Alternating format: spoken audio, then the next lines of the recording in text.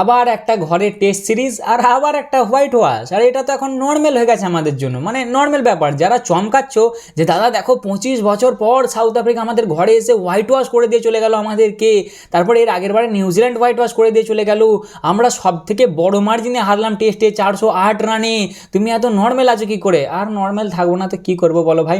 এই 4 দিনে আর এর আগের 2 দিন কলকাতার টেস্ট ম্যাচটাই এরা যা ডোজ দিয়েছে, যা বাম্বু আমাদেরকে দিয়েছে না, আমার সব ঘ্যাম ভাই লেগে গেছে। আমার যে এত অ্যাটিটিউড ছিল না আমাদের টেস্ট টিমকে নিয়ে, আমার চলে গেছে ভাই, আমার ঘ্যাম অ্যাটিটিউড সব কমে গেছে।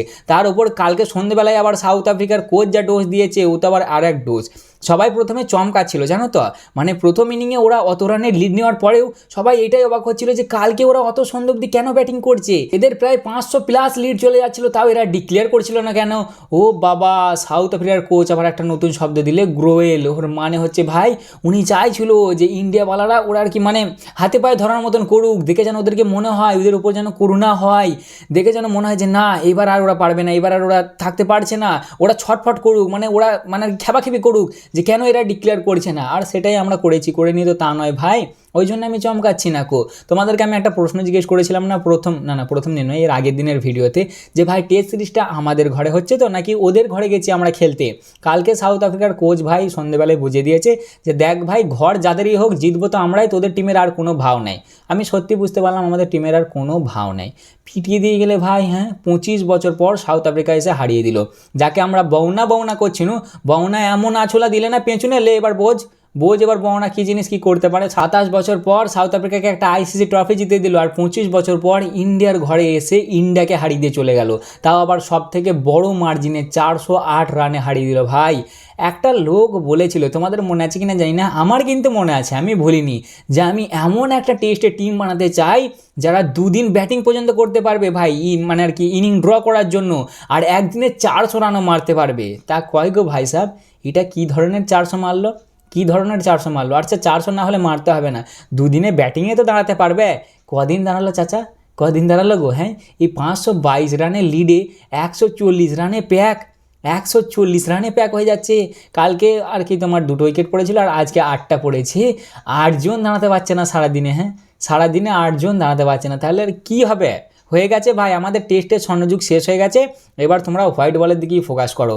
হ্যাঁ, আমি প্রথমে ভাবছিলাম যে এইবার তো রোহিত কোহলি নাই, তাহলে এইবার সালা দেখবো যে ব্লেমটা কার ওপর চাপায় যে এই জন্য হেরেছি। দেখছি ভাই সাহেব এসে হালকা ঠান্ডা হয়ে গেছে, মানে ওই ভাই সাহেবের তুমি যদি আবার প্রেস কনফারেন্স দেখো না, তুমি নিজের ওপর নিজে ডাউট করবে, মনে হবে যে তুমি ঘরে বসেছিলে কেন, তোমার জন্য ওরা হেরে গেছে, এমনভাবেও প্রেস কনফারেন্সে কথা বলবে। উনি বলছে যে দেখো হ্যাঁ মানছি আমরা হেরে গেছি, তবে আমার আন্ডারেই কিন্তু চ্যাম্পিয়ন্স ট্রফি জিতেছে এই টিমটা, এশিয়া কাপ জিতেছে এই টিমটা, তাহলে তোমরা সেটা ভুলে যেও না। চাচা এটার ক্রেডিট কি তুমি এখন নিচ্ছ? সত্যি ভাই, এতদিন লোকে বলতো যে এই মানুষটা ক্রেডিট চাই, খুব ক্রেডিট চাই, কলকাতাতে ওই জন্যই ঝগড়া হয়েছিল KKR, যে ক্রেডিট পাইনি, একটা লোক বেশি ক্রেডিট নিয়ে নিয়েছিল।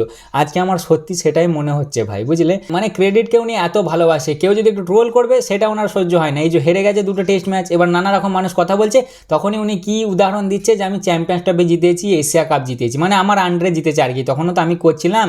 চাচা হোয়াইট বলে আমাদের প্রবলেম ছিল না চাচা, সেই তোমার আর কি রাহুল দ্রাবিড় থাকতে আমাদের হোয়াইট বল ঠিকই ছিল চাচা, প্রবলেম আমাদের রেড বলই, আমরা বিজিটি যে মার খেয়ে যাচ্ছিলাম, নিউজিল্যান্ড আমাদের ঘরে এসে হারিয়ে দিচ্ছিল, ইংল্যান্ডের যে 2-2 হয়েছে আমরা সিরিজটা জিততে পারিনি, ড্র করে এসছি ওখানে, সেইটা হচ্ছে আমাদের চাপ। চাচা হোয়াইট বল তো আগাগোড়াই ঠিক ছিল গো, হোয়াইট বলে তো প্রবলেমটা আমাদের হয়নি, হোয়াইট বলটা বরঞ্চ গুড়িয়ে পাট মেরে গেছে হোয়াইট বলটা আমাদের। আরও 2023-এর টিম দেখো ওডিআই, আর এখন 2025-এর ওডিআই টিম দেখো, এই তো সাউথ আফ্রিকার বিপক্ষে খেলতে যাবে, টিমটা দেখো না, টিমের মধ্যে কোনো জান নেই, কোনো মেন প্লেয়ার নেই, রোহিত কোহলি ছাড়া সব বাকি অন্যান্য প্লেয়ার। স্বামী তো বুঝতেই পারছে না যে আমার দোষটা কি, আমি কি পাপটা করেছি, আমি দলে জায়গা পাচ্ছি না, কখন কে ঢোকে কখন কে বেরোয় বোঝা মুশকিল।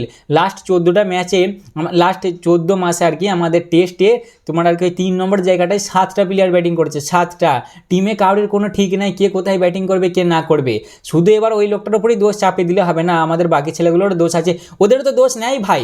IPL-এর বেসিসে তোমরা যদি তুলে ধরে কোনো ছেলেদেরকে ঢুকিয়ে দাও যে তোরা খেল, তোরাই সব করবি, তোরাই মহারাজা, তোরা IPL-এ ফাটিয়ে দিয়েছিস মানে টেস্টেও ফাটিয়ে দিয়েছিস, হবে না, হয় না চাচা, আমি যতটা বুঝেছি এইটুকুনি বয়সে সেটা হলো টেস্টে স্পেশালিস্ট লাগে, স্পেশালিস্ট বোলার, স্পেশালিস্ট অলরাউন্ডার এবং স্পেশালিস্ট তোমার ব্যাটার, ওইভাবে চলে না। টেস্টে 3 নম্বর পজিশন 4 নম্বর পজিশন এগুলো খুবই একটা তোমার বড় দায়িত্ব, এগুলো যাকে তাকে নামিয়ে দেওয়া যায় না। আমি অপমান করছি না আমাদের ছেলেগুলোকে, নো ডাউট ওরা ট্যালেন্টেড ব্যাটার, বাট ওদের এখনও টাইম লাগবে। তুমি যারা ভাই ডোমেস্টিক সিজনে অত রান বানাচ্ছে, অভিমন্যু, ইসওয়ারান, সরফরাজ খান, ওদেরকে তুমি ধারে কাছেও টিকতে দিচ্ছ না, যাদের টেকার কথা এখানে। আর যারা T20 ওডিআইয়ের দিকে ফোকাস করার কথা তাদেরকে তুমি টেনে টেস্টে ঢোকাচ্ছ। হ্যাঁ মানে কি আর বলো ভাই, কিছু বলার নাই। তবে এই টেস্ট সিরিজটা হেরে গেছি ভাই, মানে ফাইনালি যে আমরা শেষ হয়ে গেছে এটার জন্য আমি অনেক খুশি।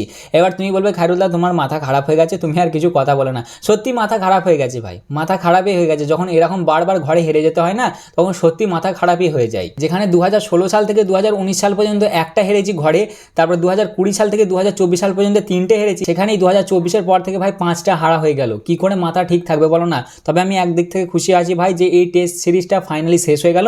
হোয়াইট ওয়াশ তো হয়ে গেছি, কিছু বলার নেই ওতে।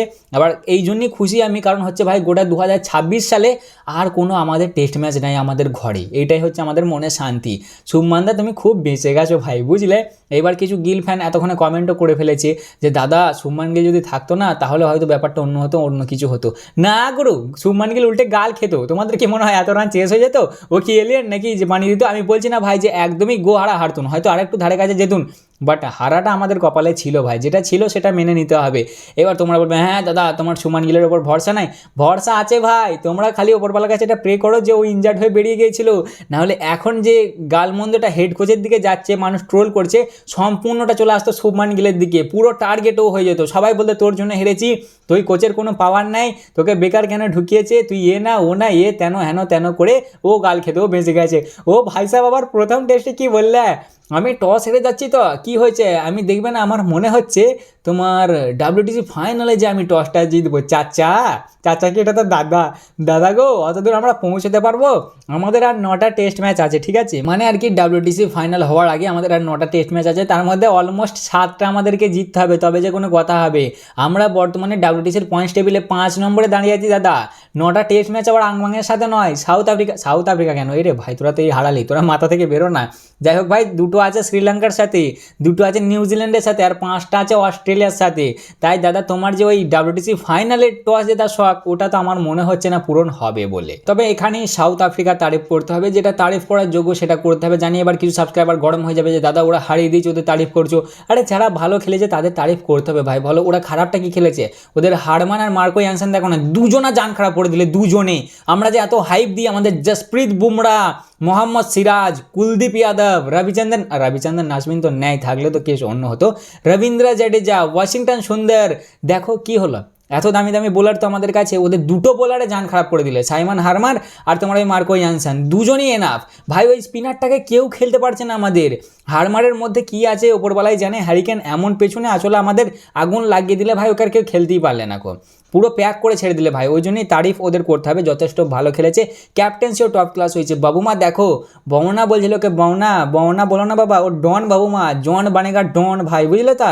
দেখো ও এখনও অবধি 12টা ম্যাচে ক্যাপ্টেন্সি করেছে সাউথ আফ্রিকার জন্য, টেস্টে 11টা জিতেছে, 0 ম্যাচ হেরেছে আর একটা ড্র করেছে, তাহলে তারিফ তো ওদের করতে হবে। আমরা হেরে গেছি ভাই, কি বলবো, এখানে আর কিছু বলার নাই। তাই এই ছিল আজকের ভিডিও, কেমন লাগলো অবশ্যই জানাবে।